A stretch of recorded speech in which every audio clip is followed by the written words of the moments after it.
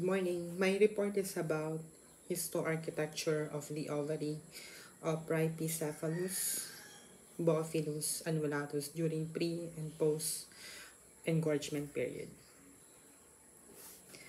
Anatomy of Rhipicephalus boophilus annulatus. Adult female annulatus have broad oval prorose areas. The tooth arrangement on the ventral hypostome is 4 plus 4, and the internal margin of pulp article is long and slightly concave. Both internal and external spores on coxae 1 are indistinct with spores absent on coxae 2 and 4. The genital aperture forms a broad U shape. Adult males have distinct cornua on the ventral surface of the posterior border of the adenal shield is rounded and spores are indistinct. The accessory adenal shields are indistinct with indistinct spores. The caudal appendage is also absent.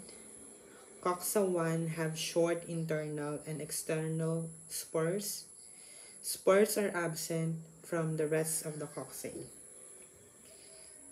The body of the larva is broad oval with the basis capitulum slightly convex laterally and either straight or slightly convex along the posterior border, as with the Rhipicephalus micropus larvae. There are no cornua present, and the hypostome is shorter than that of the micropus. Hypostomal teeth are arranged in 2 plus 2 formation. The scutum is smooth, lacking both punctuations and setae. It takes up approximately half of the dorsal surface and is broader than it is long. Cervical grooves are present and short. This is the actual introduction of the journal that I chose. Ticks are obligate hematophagous ectoparasites of wild and domestic animals, including humans. They are the most important vectors of disease-causing pathogens in domestic and wild animals, and it's considered second to mosquitoes in their vector potential. It has been estimated that nearly 80% of the world's cattle population is exposed to tick infestation. The average tick burden causes an annual weight loss of 0.7 kilogram per tick.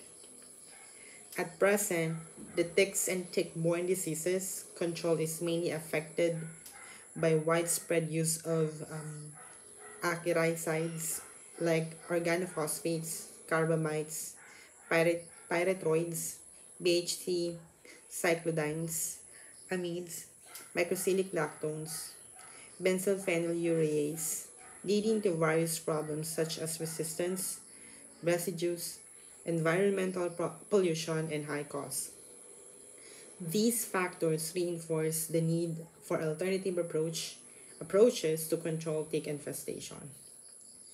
For effective tick control around the world, it is necessary to assure the availability of a range of compounds with different modes of action, good safety characteristics for the animals, and soft environmental toxicity profile.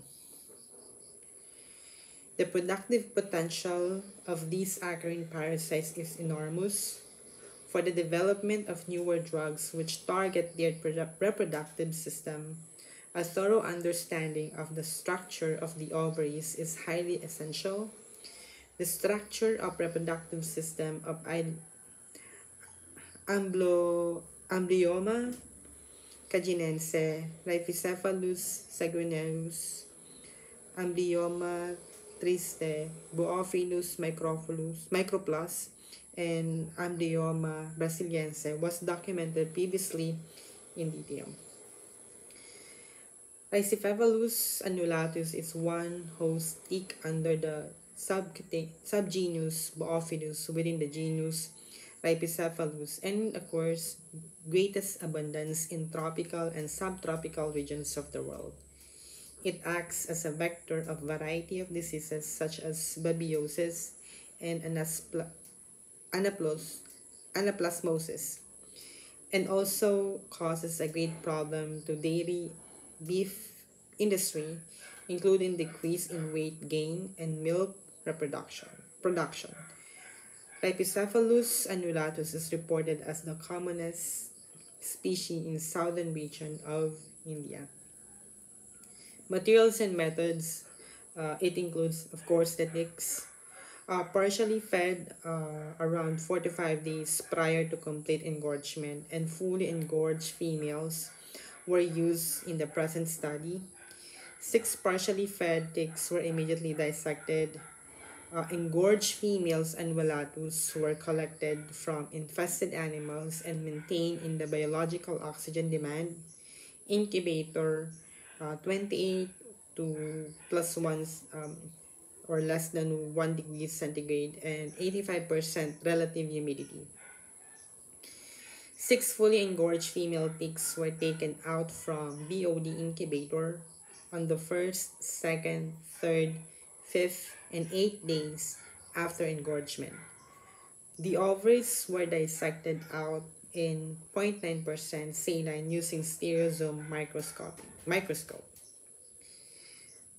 Histology: ovaries were fixed in formaldehyde acetone fixative in the ratio of 9:1 for 12 hours at 4 degrees Celsius. Dehydration was carried out in the ascending waves of ethanol for 15 minutes, each followed by cleaning in xylene for 20 minutes. They were embedded in paraffin, melting point around 50 to 60 degrees Celsius. For the results and discussion, the ovary Rhipicephalus annulatus consisted of horseshoe-shaped single continuous tubular structure located at the posterior third of the body. The wall of adult thick ovary consisted central lumen lined by small epithelial cells interspersed by oocytes in different developmental stages, as we can see on the picture. The oocytes were attached to the ovary wall by specialized epithelial cells called pedicel cells. It's also in letter V, maliit lang pero pwede natin siyang i-zoom out, with elongated nuclei. On day 1 after engorgement, degenerating oocytes in oogonia were observed along with normal oocytes. Degeneration was observed in few oogonia, suggested by the appearance of vaccinations. The first stage oocytes showed strong basophilic reaction, indicating active synthesis. Nucleus to cytoplasmic ratio of germinal epithelium was still high as in day 0. The high nuclear to cytoplasmic ratio could be attributed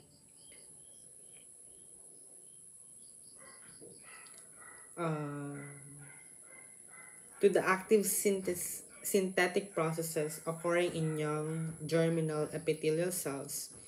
The persistence of oogonia could be due to the new wave of oogenesis occurring in the thick ovary after the generation observed at day 2.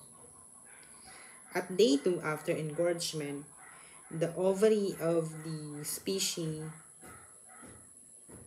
revealed the onset of degenerative changes in the oocyte, particularly in stages 2 and 3, characterized by vacuolations, as we can see on the picture 2, which were more pronounced near the germ vesicle. Few oocytes showed polymorphism. Degenerative changes were very distinct towards one pole. On day 3 after engorgement, a new population of oocytes was observed.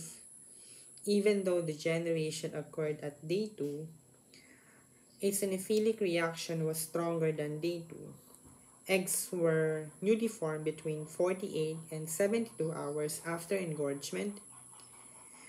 Hence, it was postulated that two waves of oogenesis occur in Rhipicephalus annulatus, of which the first one is followed by considerable degeneration, while the second wave persisted during the period of egg laying.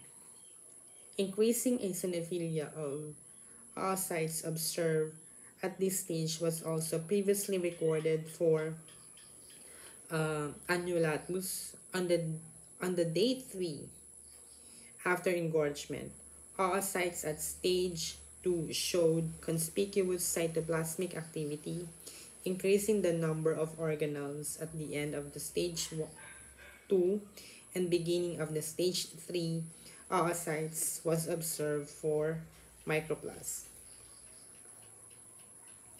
On day 4 after engorgement, more advanced oocytes were observed at one pole of ovary together with the appearance of new degenerating oocytes, which coincide with the onset of oviposition in Rhipicephalus annulatus. On day 5, vacuolations were observed in the nucleolus of germ vesicle. Degenerative changes and autophagic activity were observed between yolk granules. Most of the oocytes were polymorphic and glassy. The germinal epithelium showed disintegration and loss of cell morphology. The cell boundaries were lost and cells form a syncytial mass. Stage 3 oocytes showed vacant spaces and intense trafficking of pinocytic vesicles toward the periphery of the oocytes. Such type of pinocytic activity was previously observed in the stage 3 oocytes of the Rhipicephalus microplast. On day 8, after engorgement, oocytes appeared shattered and a few oocytes showing intense eosinophilia showed basophilic bodies in the cytoplasm. Cytoplasm of all the oocytes showed intense vacuolations and amorphous material. On 90 after engorgement, diffuse mass of germinal epithelium and oocyte formed a syncytium with peripherally arranged nuclei. On the same day, the ovary of the Rhipicephalus annulatus presented a picture of complete degeneration. Hence, it could be concluded that degenerative changes in the ovary of the Rhipicephalus annulatus appeared initially in the oocytes and then in the germinal epithelium. That's all. Thank you for watching.